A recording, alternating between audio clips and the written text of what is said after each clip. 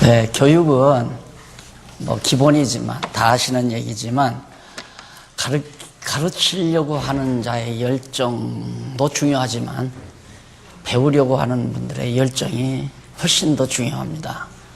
배우려고 하는 분들이 모르는 것, 참 잘 모르겠다 하는 걸 깊이 문제의식을 가지고 오시면 교육은 거의 100% 성공할 수 있습니다. 그런데 그것 없이 오늘 뭘 가르쳐 주려나 하고 그냥 막연하게 오면 잘못하면 이제 처음 제가 별로 나와 관심 없는 얘기가 나온다 싶으면 이제 졸리기 시작해요. 그러면 그 하루 공부는 다 무산되어지는 겁니다. 여러분들을 괴롭히려고 미리 예습을 하시라는 얘기가 아니라 언제까지 우리 이렇게 공부만 할 수 없잖아요. 이번에는 그냥 깔끔하게 해서 다시 공부 안 해도 선생이 없어도 박 목사가 없어도 또 다른 목사님들이 없어도 여러분들의 신앙을 여러분들이 충분히 지탱하고 나갈 수 있는 그런 이제 자립심이죠. 쉽게 말하면 신앙의 자립심이 그렇게 해야 커나가지. 안 그러면 항상 목사가 있어야 되고 항상 선생이 있어야 되고 한국교회가 그게 문제란 말입니다. 그래서 가능만 하면 좀 예습을 하고 오시면 참 좋겠습니다. 오늘 제가 강의하는 건 일일이 누가복음을 속속들이 뭐 주석하듯이 주석 겸 그렇게 해서 강의를 한다면 아마 이거 40시간, 50시간도 누가복음이 맞춰지지 않을 거예요. 예를 들면 뭐 헤롯 왕이 어떤 가문에서 출생하고 그가 어떻게 성장하고 그가 유대인의 왕이 되는 과정에서 어떻게 행동하고 그런 거 얘기하려면 한도 끝도 없습니다. 그래서 제가 또 잔소리가 조금 나옵니다만은 숙제 안 한 것 같아서 잔소리가 나와요. 30년 목회하고 나서 참 많이 제가 후회스러운 게 뭐냐면 너무 늘어났다. 간단하고 명료한 것을 너무 복잡하고 어렵게 오랜 동안 가르쳤다.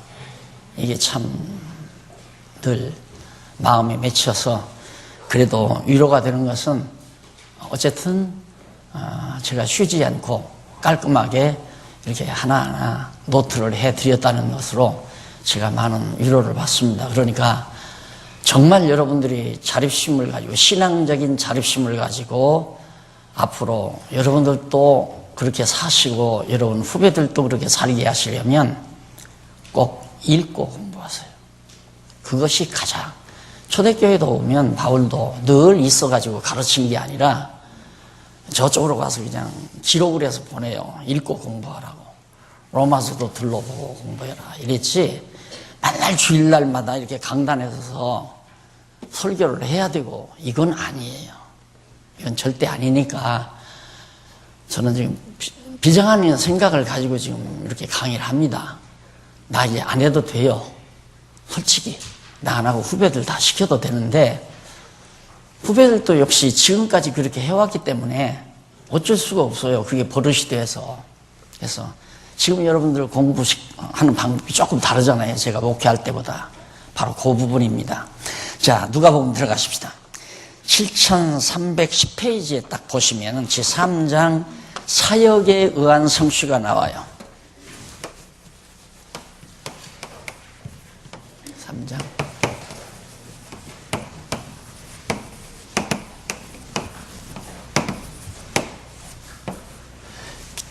이게 누가복음이거든요. 누가복음 전체. 그럼 누가복음 전체 내용은 뭐냐? 사역에 의해서 예수님 스스로가 당신 그렇게 사역함을 통해서 사역에 의해서 당신이 그리스도라는 사실을 증거함으로 구약에 언약된 그리스도가 성취됐다는 사실을 확인시켜주는 내용이다. 그 말입니다. 이 문제 아시겠죠? 예. 누가복음 끝날 때까지 이거 하나 확인하는 거예요. 이게 맞은가 틀린가. 거듭 얘기지만 연구는 뭐냐. 제가 아마 60년 동안 연구한 게 뭐냐. 이거 찾는 거예요. 누가복음을 연구한 결과가 뭐냐? 이거 찾아낸 거예요. 연구는 주제를 찾는 거고 교육은 주제를 확인시키는 거고 이 주제가 맞다는 것을 확인시켜 주는 거예요. 그러면 바로 이게 왜 맞는 거냐? 누가복음이 왜 이게 맞는 거냐? 이 주제가 이게 맞는 거라는 게 확인만 되면 아하, 예수님이 이 땅에 33년 동안 사역하신 것을 통하여 그것에 의해서 구약의 여호와께서 구약에서 언약하신 그리스도가 성취된 것을 우리에게 증거해 준 거구나. 이유는 여호와는 언약하시고 언약대로 이루시는 하나님이심을 믿게 하려고, 경외케 하시려고. 결론은 그거예요. 그러니까 공부가 얼마나 간단해요. 아주. 그래서 내가 늦어도 5년 안에, 그리고 어지간만 하면 3년 만이면 깔끔하게 끝낼 수 있다. 그죠? 뭐 아주 기를 쓰고 그렇게 매일같이 몇 시간씩 투자해서 공부하는 사람 아니면 보통은 3년 만이면 깨끗하게 끝날 수 있다. 그걸 왜 제가 30년을 했나? 지금 몇 년 동안을 이렇게 시간을 낭비하면서 했나? 이런 생각이 많이 요즘에는 많이 들어요. 그래서 정말 여러분들이 제가 강의하는 내용이 여러분들이 가르치는 방법입니다. 제가 강의하는 방법이 어떻게 가르치는 건가, 가르치는 방법. 이번에 포항에 갔더니 젊은 집사님 한 분이, 목사님, 알기는 알겠는데 참 가르치기가 힘이 들어요. 어떻게 가르치는 거예요? 그래서 그렇게 물었기에 대학 나온 사람들이기 때문에, 그래서 내가, 그래, 교육은 주제를 확인시키는 것이 교육이다. 연구는 주제를 찾아내는 것이 연구고, 그 주제가 발견됐으면 그 주제가 왜 그렇게 맞는 것인지를 하나하나 확인시켜 주는 게 교육이다. 그러니까 금방 그러게, 아, 그렇군요. 그 말이에요. 아주 가르치기 쉽단 말입니다. 왜 누가복음이 사역에 의한 성취냐? 제1절, 제2절, 예를 들어 제3절도 나오잖아요. 제3절. 이거 주제가 이제 이걸 증거하는 거예요. 이걸 확인시키는 거예요. 그러면 첫째, 10페이지에 보면, 7310페이지에 보면 두 번째 줄, 뒷부분에 보면 그 가운데 1장 1절로 4절. 이것은 그냥 간단한 서언이에요. 간단한 서언, 1절로 4절. 이 누가복음을 기록하게 된 동기나 목적 등에 대해서 간단하게 설명하는 내용이고, 그 다음 1장 5절로 9장 17절. 1장 5절로 9장 17절까지 상당한 많은 분량이죠. 누가복음이 24장까지 아마 있을 거예요. 그런데 9장 17절까지는 아들의 사역에 의해,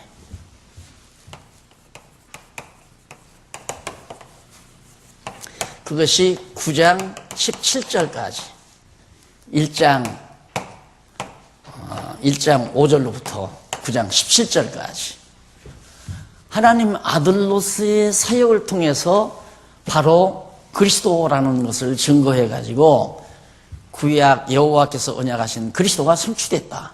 그걸 증거하는 내용이다. 예수님이 사역을 통해서. 어떤 사역? 내가 아들이다. 하나님의 아들로서의 사역. 그거 알면 다 아는 거예요. 모를 거 하나도 없어요. 예를 들면 예수님이 안전방위를 이렇게 했다. 그 안전방위가 어디서 사는 사람이고 누구의 아들이고 어떻게 해서 안전방위가 됐고 언제부터 안전방위가 됐고 나이는 몇 살이고 남자인지 여자인지 그거 알면 뭐해? 그거 알면 뭐하냐 이 말이에요. 아무런 의미가 없는 거예요. 그런데 예를 들어서 일반 주석이라고 하는 것은 이런 책들이 엄청 많아요. 왜 그러냐면 그 역사적인 배경을 찾아가지고, 역사서에서 찾아가지고, 시므온이라는 사람은 뭐 어떤 사람이고, 어느 동네에서 사는 사람이고, 인상은 어떻게 생겼고, 그분은 누구의 몇째 아들이고, 이런 얘기를 찾아서 다 하자면 엄청 분량이 많거든요. 그거 찾아서 알면 뭐예요? 아무런 의미가 없어요. 우리가 알고자 하는 것은 정말 예수가 그리스도냐, 신약 공부하니까. 그래서 마가복음에서는 예수님이 스스로 당신 하시는 사역을 통해서 그리스도라는 사실을 증거해 줬다. 그런데 어떤 사역이냐? 첫째, 아들의 사역이다. 그게 9장까지고, 두 번째는, 자, 9장, 그 뒤에, 9장 18절로부터 21장까지.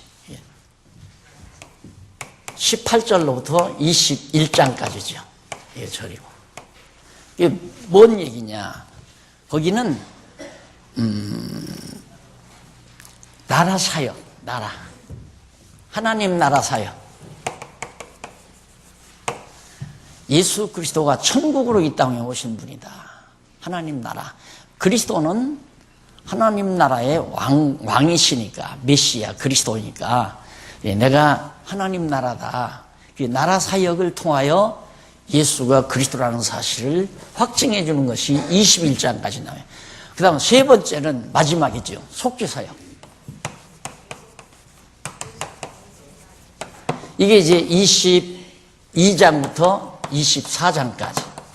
그럼 누가 보면 다 끝났잖아요. 예? 그러니까, 예? 3절? 아, 대속사역, 속죄사역이 아니야. 네, 그의 이 속죄사역이나 대속사역이나 비슷한 것 같아도 다릅니다. 대신 속했다는 얘기고, 그냥 속죄사역은 죄를 속했다는 얘기고, 이게 대속사역이란 말이 더 분명하죠.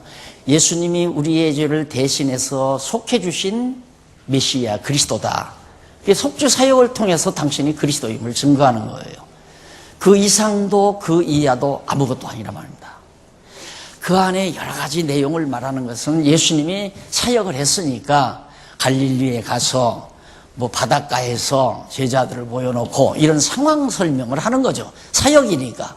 그러나 알고자 하는 것은 중요한 건 뭐냐면 예수가 그리스도라는 사실을 알게 하려는 거예요. 그러니까 성경을 어지간히 좀 읽고 살아오신 분들은 1절 여기까지만 말을 해도 보십시오. 1장 5절로부터 9장 17절까지 보면 하나님 아들로서의 사역이 다 나옵니다. 그리고 9장 18절로부터 21장까지는 하나님 나라 사역이 전부 기록이 되어 있습니다.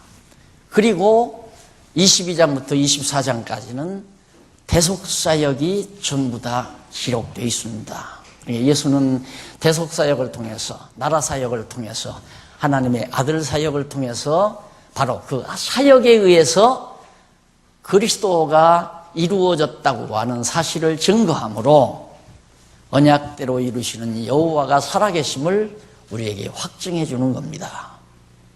이거 알면 더 알 것도 없고 더 모를 것도 없는 거예요. 이렇게 간단하게 해드렸어야 하는데 제가 지금 오늘 여기까지 이걸 1절에서 배울 거 아니에요. 근데 하나님 아들 사역도 다 안 끝내요. 못 끝내요. 잘해야 3장이나 4장까지 나갈 거 아니에요.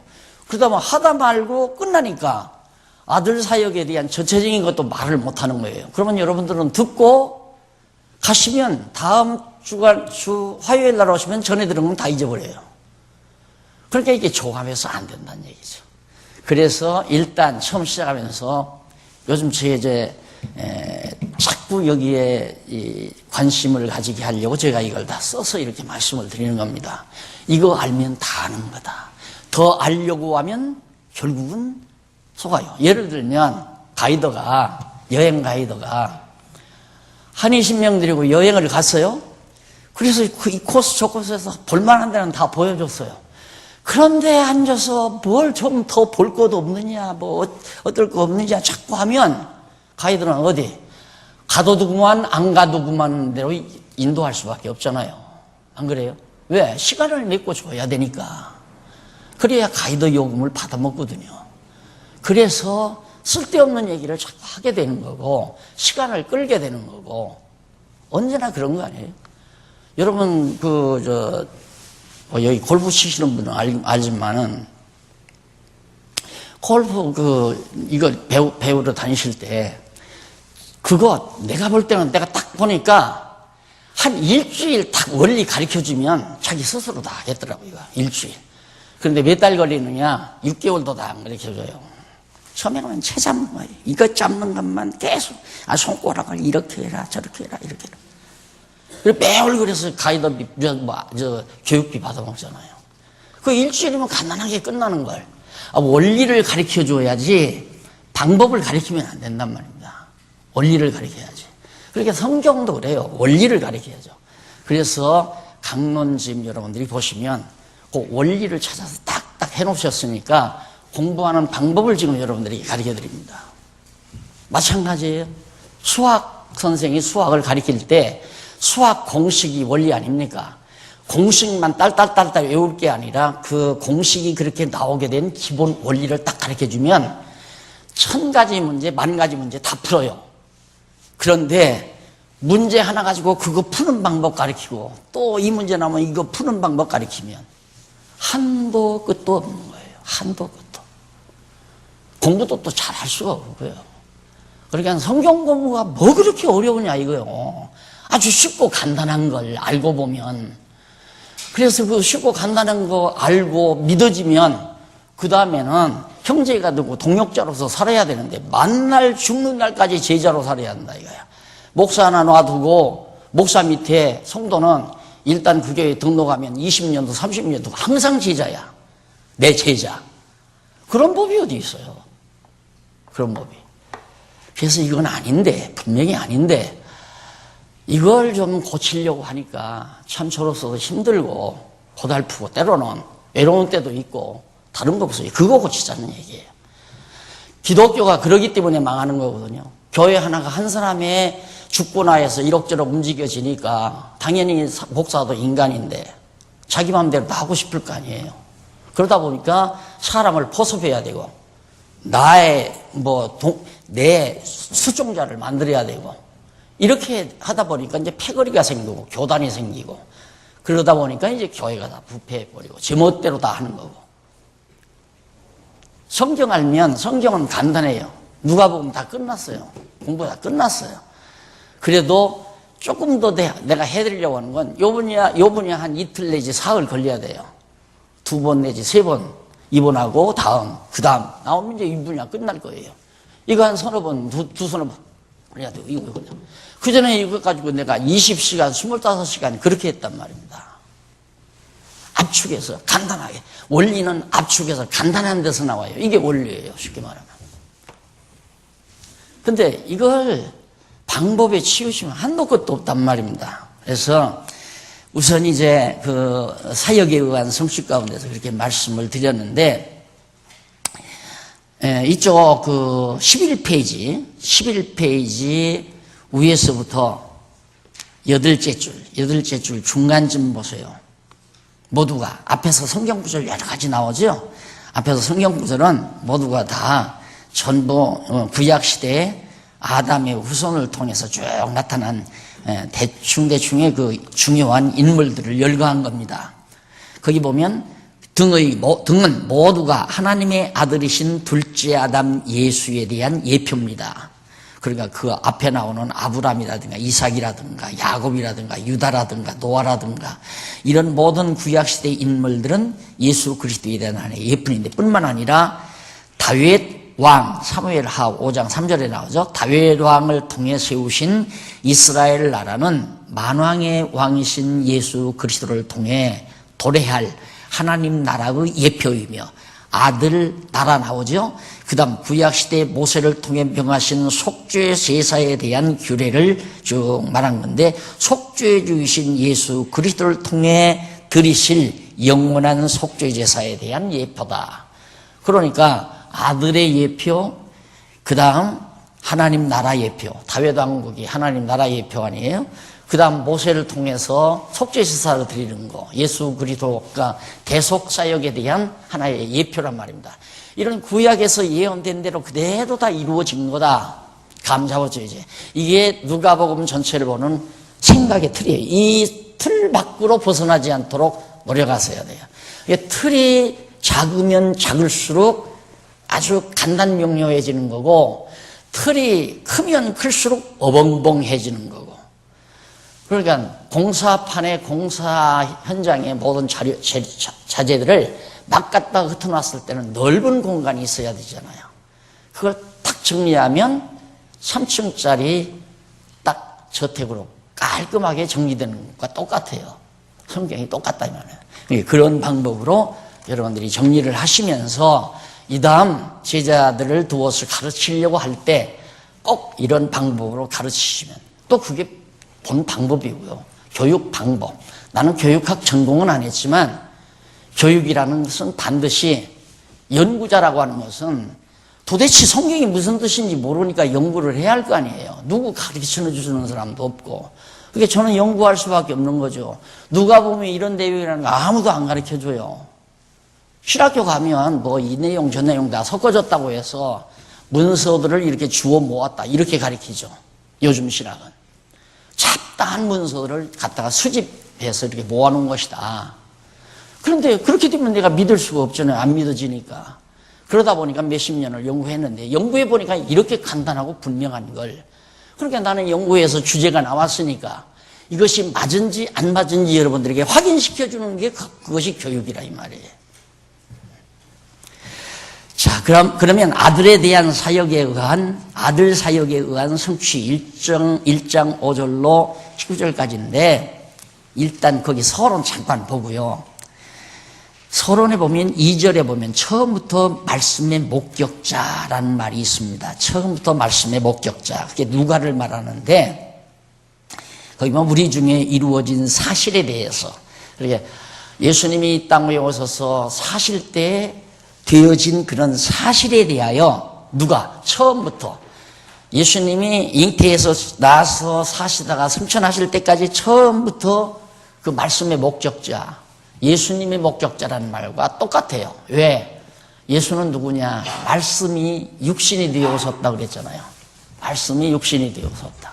그러니까 영원한 하나님의 이 로고스가 바로 육신, 마리아의 몸을 통해서 육신을 입고 이 땅에 오셨다. 그러니까 이 로고스는 말씀 아니에요. 하나님의 뜻, 이런 뜻이 인간의 육신의 몸을 입고 오셨다. 이걸 처음부터 봤다. 누가가. 그래서 이걸 데오빌로 각하에게 보낸다. 근데 데오빌로가 누구인지는 역사상 아무도 몰라요. 그거 몰라도 상관이 없어요. 데오빌로 알면 뭐예요? 그의 조상은 누구고, 그가 몇 살 먹었고, 그가 인상은 어떻게 생겼고, 학벌은 무엇이고, 그거 알면 뭐하냐 이거예요. 아무 필요 없는 거예요.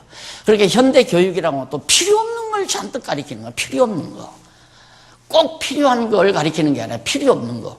그래야 막 오래 끌고 가르칠 수 있잖아요. 그래야 교육 장사가 되는 거고. 교회도 마찬가지예요. 이 장사가 돼야 되잖아요. 교회도. 오래 가르쳐야 되잖아요. 이렇게 간단하게 가르치면 간단하게 명료하게 가르쳐버리면 다 가서 선생 노릇하지 누가 배우려고 누가 해요. 바로 그게 원리예요.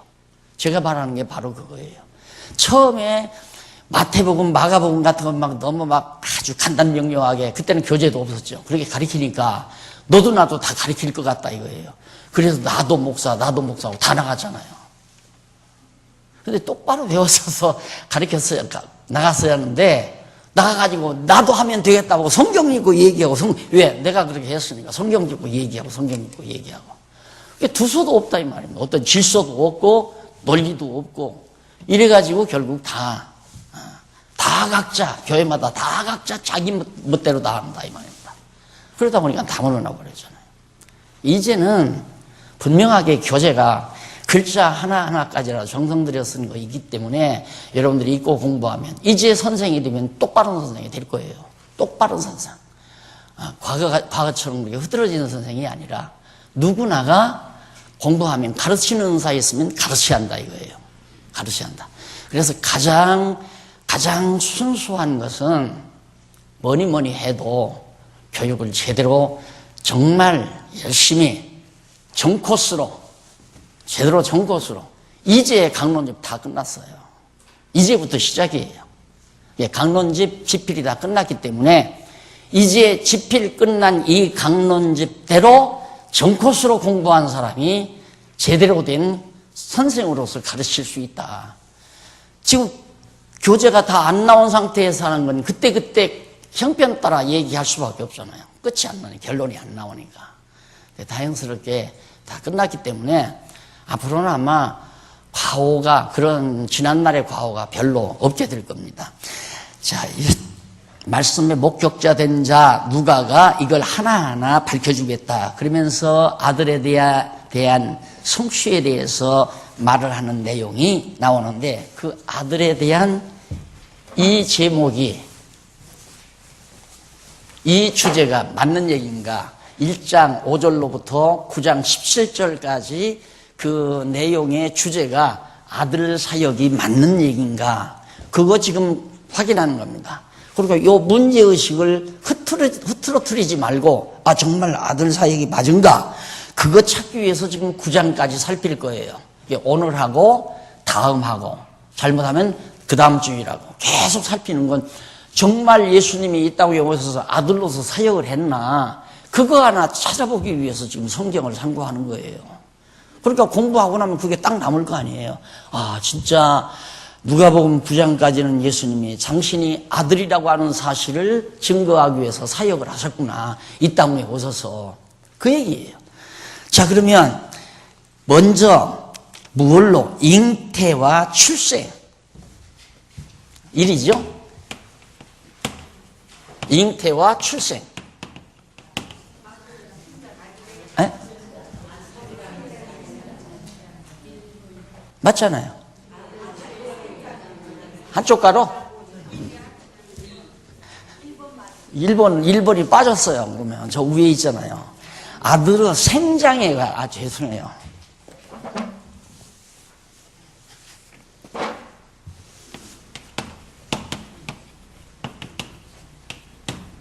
생장이라는 말은 날생자하고 긴장자, 어른으로 나서 자라난다 이 말입니다. 성장한다. 그래서 예수님께서 이 세상에 태어나서 성장 과정을 통하여, 그게 사역 아니에요. 예수님의 사역, 하나님의 아들로서의 사역, 성장 과정을 통하여 증거한다 그 말이거든요. 그것이 1장 5절로부터 4장, 오늘 아마 이 부분 아마 3장까지 마치면 4장이 남는 거고, 이것도 다 못하는 거예요. 그러니까 이 공부가 이래서 어렵단 말입니다. 지난번 배운 건 다 잊어버리고 또 와서 새롭게 또 배우고 또 잊어버리고 그 다음 또 배우고, 그러니까 배우기는 뭔가 열심히 배우는데 하나도 남는 게 없는 거예요. 머리에, 체계적으로. 그렇기 때문에 지금 일단은 오늘은 이거, 정말 예수님께서 출생해서 성장 과정을 통하여, 그런 사역을 통하여 그리스도라는 사실을 증거하고 있는가, 그거 하나만 확인하시란 말입니다. 뭐 나한테 재밌는 얘기 들으려고 하지 말고, 그리고 나한테 무슨 새로운 지식, 세상 지식이나 우주과학이나 그건 또 전남자들이 있으니까, 나는 그거 아니니까 그냥 성경이 이겁니다라고 가르치는 거니까 재밌는 얘기 들으려고 하지 마세요. 그 전에 내가 목회하면서는 여러분 지루하니까, 1시간씩 하니까 뭐 얼마나 지루해요. 그러니까 가끔 웃기기 위해서 김여수이가 괜히 많이 팔렸죠. 웃기려고, 그냥 피곤 풀게 하려고. 그런 것들도 이제 기대하지 말고 막 꼭 집착을 하세요. 야, 진짜 4장까지가 하나님의 아들로 태어난 예수가 성장 과정을 통하여 정말 그리스도라는 게 증거되는가 확인하십시다. 예. 첫째, 생장 과정에서 우선 생장하려면 낳아야 되잖아요. 낳으려면 잉태해야 되고, 잉태해야 출생하죠. 그래서 잉태와 출생이죠. 한쪽 가로가 얼마나 논리적으로 해요. 잉태와 출생, 이 과정을 통하여 예수가 그리스도임을 증거한다 그 말이에요. 잉태와 출생 과정을. 그 2장 40절까지거든요. 그 다음 양쪽 가로 1번, 잉태한 사실을 가르쳐줍니다. 잉태했다. 잉태한 사실. 자, 여기서 누가 누구의 잉태하고 누가 어떻게 잉태 과정에서 어떻게 하고 다 알면 좋아요. 성경에 있는 것도 달달달달 외우면 더 좋아요. 그거 안 외워도, 아, 정말 잉태와 출생이 어떤 과정인가 뻔하잖아요. 우리 다 알잖아요. 아, 예수님이 잉태 이전에 6개월 전에 벌써 사가랴 바로 다윗 자손 중에 사가랴라고 하는 사람이 엘리사벳을 통해서 결혼했는데 아기를 못 낳아요. 사가랴라는 사람이 엘리사벳과 결혼을 했는데 아이를 못 가져요. 나이는 많고.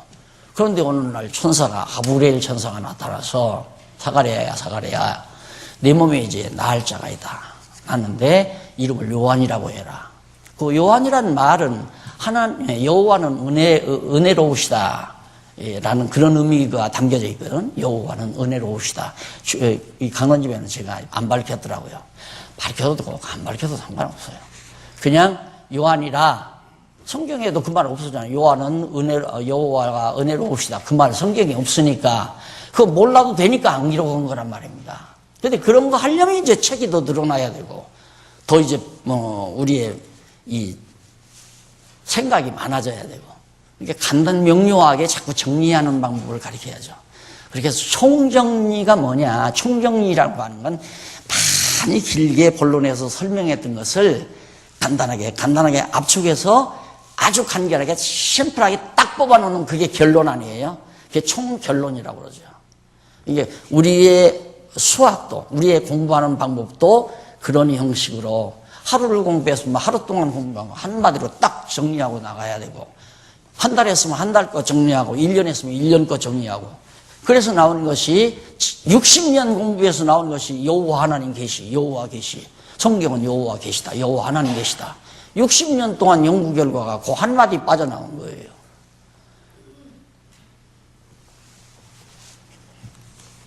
그걸 전해주고 싶은 것이 제 간절한 소원이고 다른 거 아니고. 왜? 내가 너무 많이 고생했으니까.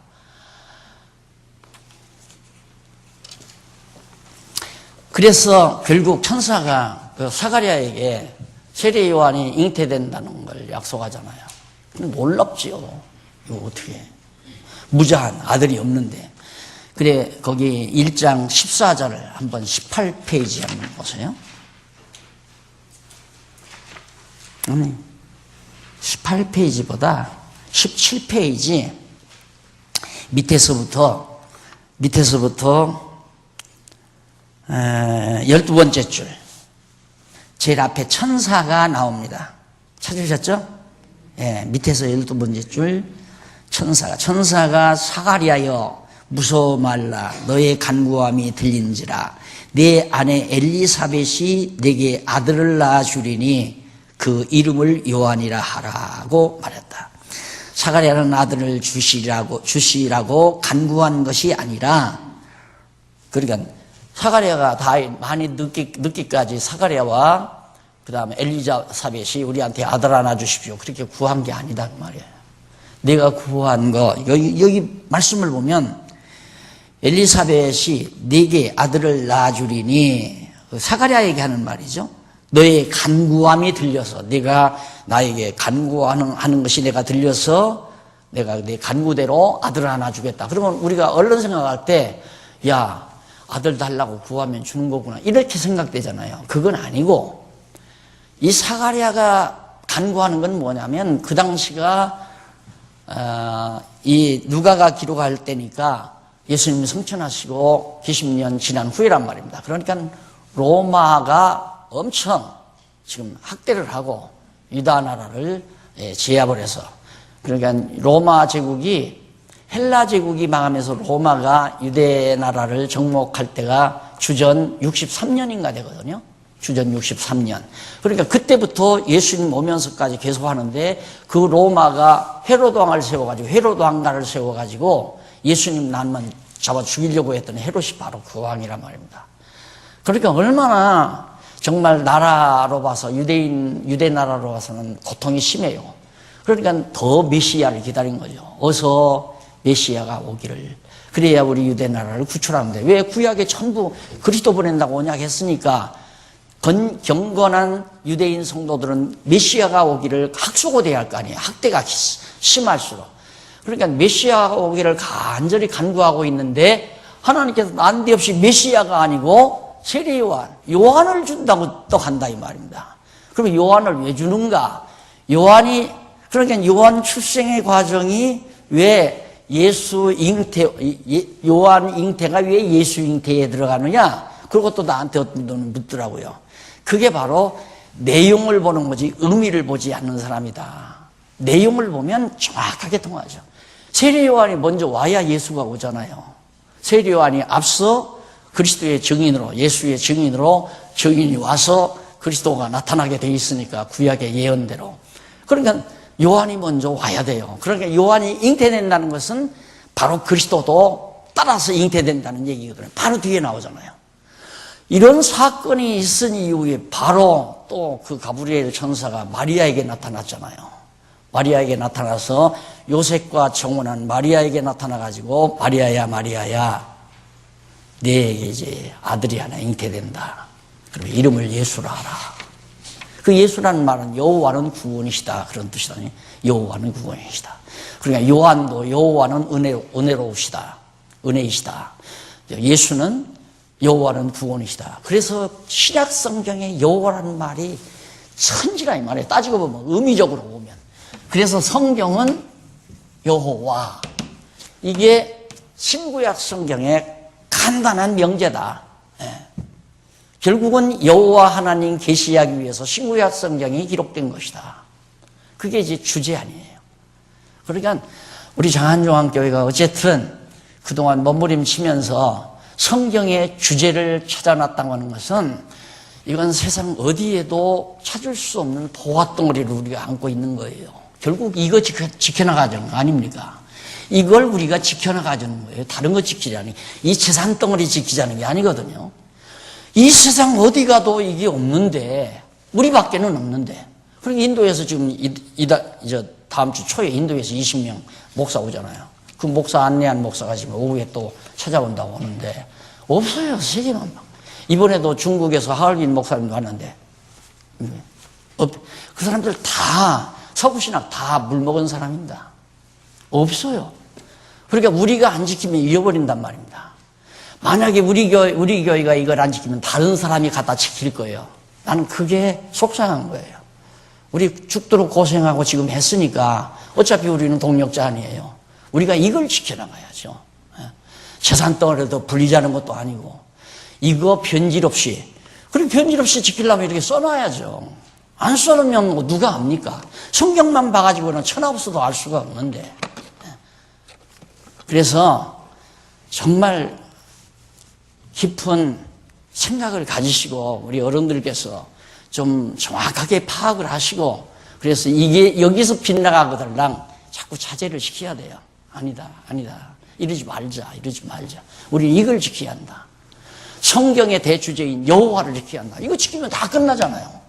여호와 하나님 살아계시다는 거, 또 여호와 하나님 어떤 분이시라는 거, 여호와 하나님 행하시는 일 알고 보면 범사에 우리가 그를 인정하게 되고 그를 경외하지 않을 수 없고 경외하다 보면 그를 찬양하며 살게 되고 그게 바로 우리의 결론이라고 제가 얼마나 특강해드렸잖아요. 우리 공부한 결론은 결국 여호와 하나님 찬양하고 사는 게 결론이고 천국에 가서 할 일도 여호와 찬양하는 것뿐이에요. 할렐루야. 그러면 되지. 아마 오늘 이 강의 듣고는 이제 다음 시간부터 안 나올 분도 있을지 몰라요. 너무 간단하고 다 아니까 해보면 다 아는 거예요. 아는데 우리의 관심이 이렇게 집중이 안 됐으니까 문제가 되는 거죠. 그래서 결국 이제 14절로 23절에 보면 18페이지 거기 보면 너도 기뻐하고 14절에 나오죠. 너도 기뻐하고 즐거워하라 할 것이요 많은 사람도 그의 남을 기뻐하리니 요한이 출생하는 걸 너무 기뻐할 것이다. 왜? 이는 저가 주 앞에 큰 자가 되며 포도주나 소주를 마시지 아니하며 모태로부터 성령의 충만함을 입어 이스라엘 자손을 주 곧 너희 하나님께로 많이 돌아오게 하겠음이로다. 그러니까 지금 메시아를 기다리는 많은 사람들로 하여금 세례요한이 먼저 나타나서 지금 천국이 가까이 온다 하면서 다 그리스도 앞으로 돌아오도록 그럴 사람이다. 그래서 많은 사람들이 요한을 통해서 기뻐하게 된다. 그런 얘기예요. 근데 여기 한 가지 주목할 일은 세례요한은 바로 뱃속에서 잉태될 때 벌써 성령 충만 받았다고 그러잖아요.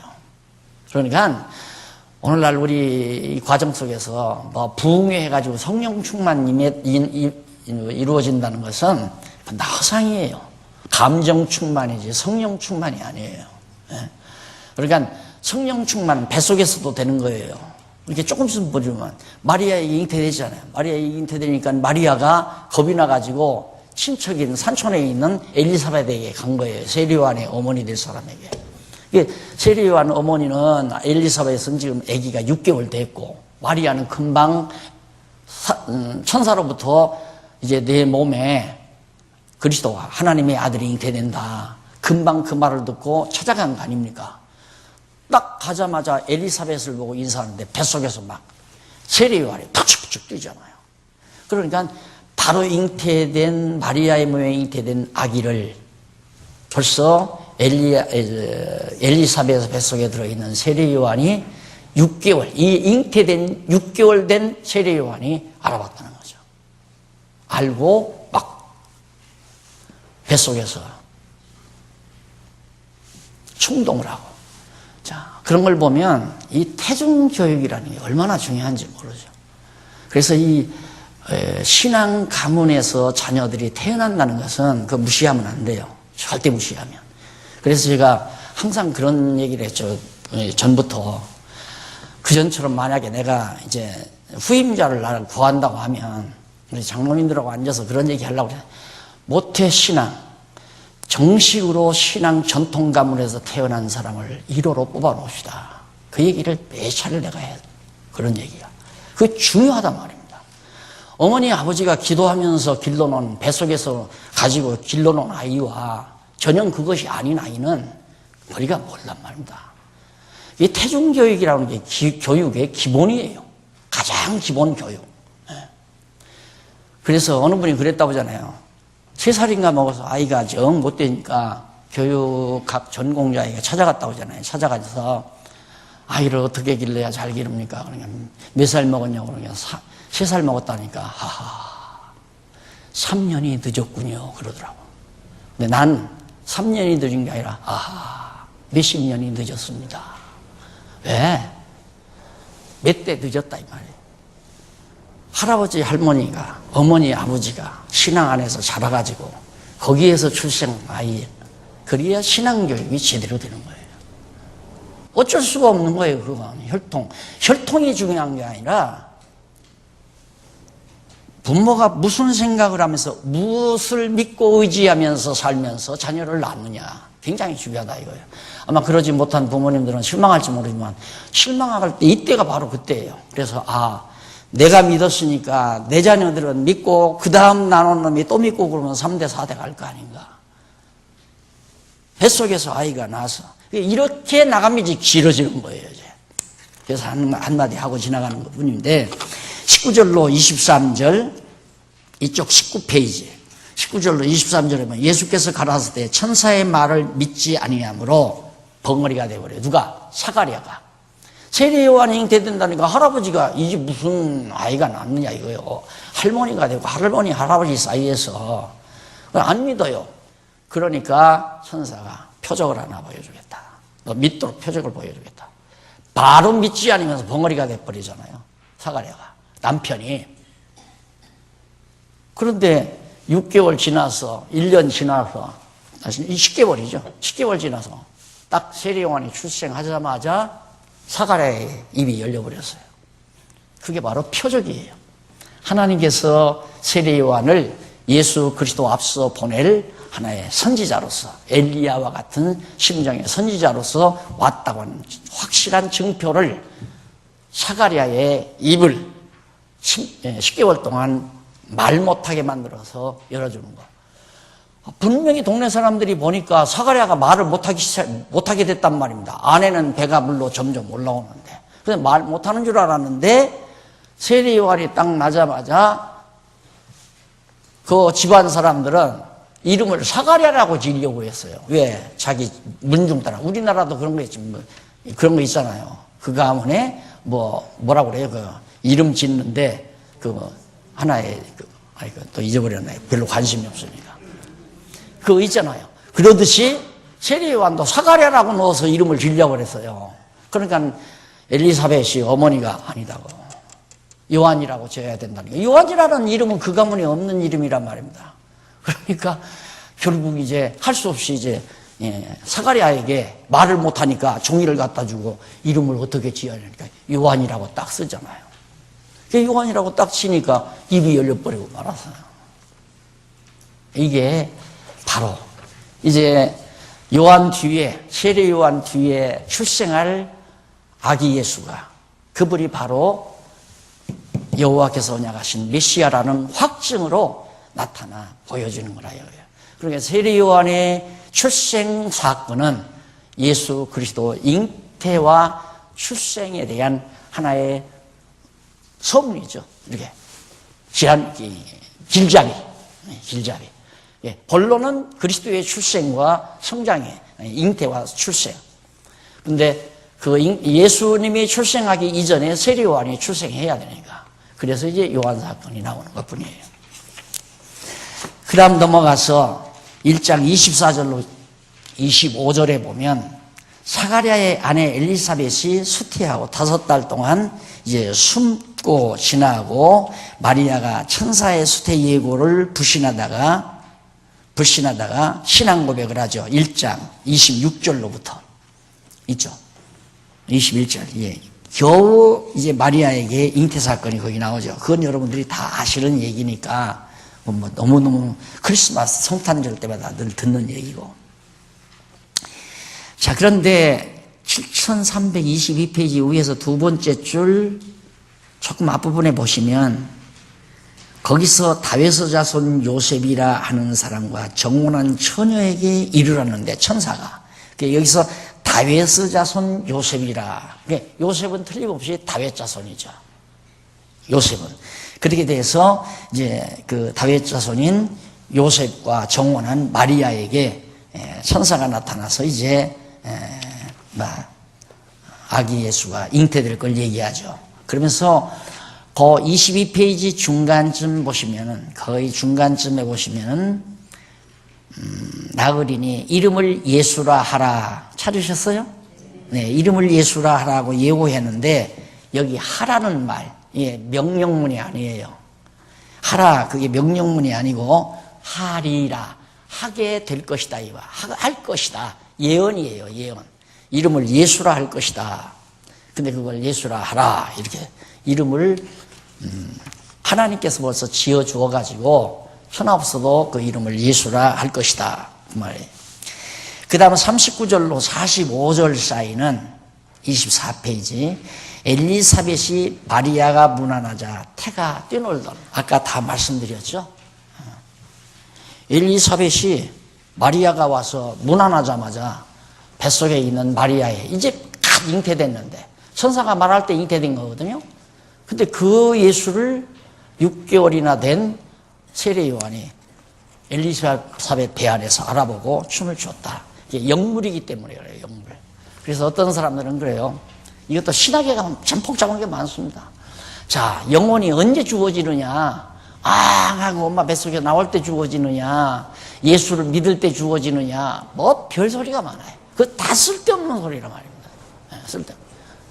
그냥 보태 될 때부터 영혼이 존재하는 거죠. 다 누구나 영물이에요. 그냥 금방 보태 돼도 그 생명이란 말입니다. 그래서 줄기세포 그때 한참 말이 많았잖아요. 그런 것들 때문에 그런 거죠. 그러니까 정말 이 마리아가 참 예수를 잉태된 사건이야말로 이스라엘의 참 소망이고 유대인들의 정말 생명이 아닐 수가 없죠. 그 다음 이제 46페이지에서 46절로 56절에 보면 마리아가 복 있다 일컫게 하신 여호와 하나님을 마리아가 찬양을 해요. 찬양. 그래서 그 56절까지는 찬양 내용입니다. 한번 찬양 읽어보실까요? 48절, 46절로 그만두고 48절. 계집종의 비천함을 돌아보셨습니다. 마리아 자기가 계집종이라. 보라, 이제 후로는 만세에 나를 복이 있다 일컬으리로다. 능하신 이가 큰 일을 내게 행하셨으니 마리아 자기 몸에 예수가 잉태되게 그 이름이 거룩하시며 긍휼하심이 두려워하는 자에게 대대로 이르르로다. 바로 하나님의 아들, 거룩한 아들, 그 이름이 대대에 이르게 된다. 그의 팔로 힘을 보이사 마음의 생각이 교만한 자에게 대대로 이르로다. 그 당시에 학대하는 로마 제국주의자들, 그리고 유대 전통주의자들, 이들에게 하나님의 진노가 임할 걸 쭉 예언삼아 노래하고 있습니다. 자, 그 다음 넘어가서 26페이지 양쪽 가로 2번 출생한 사실을 알려줍니다. 자, 여기 출생 나오죠? 아까는 잉태한 사실을 알려주고 이제 출생 사실을 알려주죠. 그럼 먼저 누가 출생해요? 세례요한이 출생해야죠. 그래서 이쪽에 보면 27페이지 동그라미 안에 요한의 출생을 알려주는 내용이 57절로 80절까지 나와요. 낳은 아들을 요한이라고 한 사가랴의 혀가 풀려집니다. 아까 다 말씀드렸죠. 사가랴의 혀가 말 못하다가 풀어졌잖아요. 표적이 나타나는 거죠. 그 다음 67절로 87절은 이쪽 보면 29페이지 67절로부터 80절까지 구원의 뿔을 일으켜 길을 예비할 것을 사가랴가 예언하는 내용입니다. 구원의 뿔 일으켜 길을 예비한다. 그러니까 예수 그리스도가 구원의 뿔이신 그리스도가 등장을 하면 그가 가야 될 길을 앞서서 세례요한이 나타나서 이제 평탄케 해간다. 그런 것을 미리 예언하는 내용이 그 부분에 나옵니다. 자, 그 다음 넘어가서 예수님 출생을 알려줍니다. 2장 1절로 40절까지가 예수님의 출생에 대한 내용입니다. 차 한잔하고